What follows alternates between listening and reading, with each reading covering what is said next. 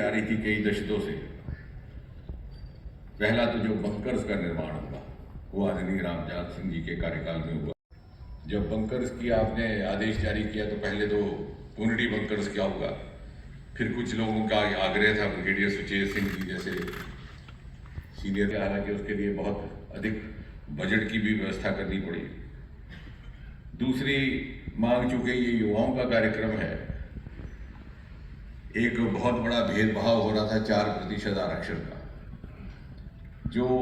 LOC पे दिया जाता था लेकिन अंतर्राष्ट्रीय सीमा पर नहीं दिया जाता था, क्योंकि तत्कालीन जो नेशनल कॉन्फ्रेंस और कांग्रेस की सरकारें थी उन्होंने वोट बैंक के आधार पर वहाँ आरक्षण दे दिया, लेकिन यहाँ उनको लगता था कि शायद वोट की इतनी अपेक्षा नहीं है, इस क्षेत्र का तिरस्कार हुआ था। वो भी आपके होते हुए हमें 4% आरक्षण प्राप्त हुआ, और युवाओं की ही दृष्टि में से ही आप ही के होते बटालियंस रेज करने का भी आदेश हुआ। इत्तेफाक से संयोगवश ये युवाओं का कार्यक्रम भी है, युवा मोर्चा भी इसमें सक्रिय है, और ये बात कहना उचित भी रहेगा। रक्षा मंत्री होते हुए जो अनेकों बदलाव आए हैं प्रधानमंत्री श्री नरेंद्र मोदी जी के नेतृत्व में और आपकी देखरेख में, उसमें से एक बहुत प्रमुख ये है, शायद उसका हमें कभी कभी एहसास नहीं होता, कि एक ज़माना था कि हिंदुस्तान विदेश से लिए हुए हथियारों पर निर्भर था। आज पिछले कुछ एक वर्षों में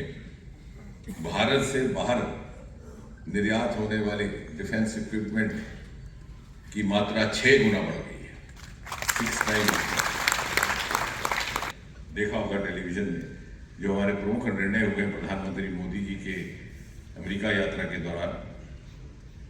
उनमें से एक तो ये था कि वहाँ की general electric Hindustan aeronautic limited के साथ मिलकर के फाइटर जेट निर्माण करेगी,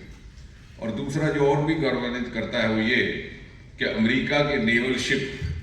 हमारे यहाँ के शिपयार्ड्स में आकर के अपनी सर्विसिंग और रिपेयर कराती है। आज से 100 वर्ष पूर्व, जब हवाई जहाज़ों का चलन नहीं था और यातायात का अधिकतर माध्यम समुद्री जहाज़ था, तो ये सारे जहाज़ बाहर के होते थे। आज इस प्रकार की काया पलट हुई है कि वहाँ के जहाज़ आकर के, और ये विश्वसनीयता है हमारी क्षमता की, जिसके कारण ये संभव हो रहा है।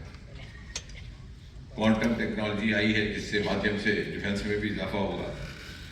बहुत अधिक बात नहीं करते हुए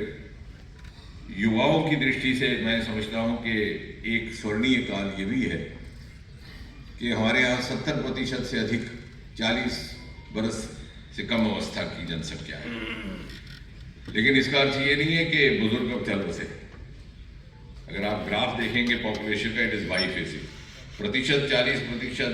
40 साल से कम अवस्था के 70%, लेकिन कुल मिलाकर के 60 बरस से ऊपर की आयु के लोगों की संख्या भी बढ़ती जा रही है, और इसका समन्वय बना करके किस तरह से इसको राष्ट्र निर्माण में लगाना, ये हमारे लिए एक चुनौती रहेगी। जम्मू कश्मीर का युवा सदा से बड़ा आकांक्षी रहा है, एस्पिरेशनल रहा है, और युवा मोर्चा के माध्यम से हम ये भी अपेक्षा करेंगे कि स्टार्टअप की जो मुहिम सारे देश भर में इस समय गति पकड़ चुकी है, उसको यहाँ पर भी थोड़ा सा प्रचलित किया जाए। माननीय राजनाथ जी को जानकर के खुशी होगी कि एग्रीटेक स्टार्टअप्स का एक नया आयाम जम्मू कश्मीर से ही जन्मा है। लेवेंडर कल्टीवेशन और अरोमा मिशन का आगाज भद्रवाह से हुआ था, जहां माननीय जी ने 2019 में एक जनसभा भी की थी, और इसलिए आने वाले समय में जो युवा आज इस समय 30-35 वर्ष की अवस्था में है, उनके पास परमात्मा का ये वरदान रहेगा कि भरपूर ऊर्जा और भरपूर क्षमता के साथ वो अगले 25 वर्ष सन 2047 के शताब्दी भारत के निर्माण में लगा पाए। और मुझे लगता है कि युवाओं की प्रेरणा की जब बात की जाती है तो उसके लिए भी माननीय राजनाथ सिंह जी से बेहतर कोई और उदाहरण नहीं रहा होगा कि युवावस्था से ही इन्होंने समाज और राजनीति में मान्यता प्राप्त की, एक से एक श्रेष्ठ जिम्मेवारियों पर है और उनको श्रेष्ठता से निभाया। हम सब आपको सुनने के लिए उत्सुक है। माननीय जी, बहुत बहुत धन्यवाद।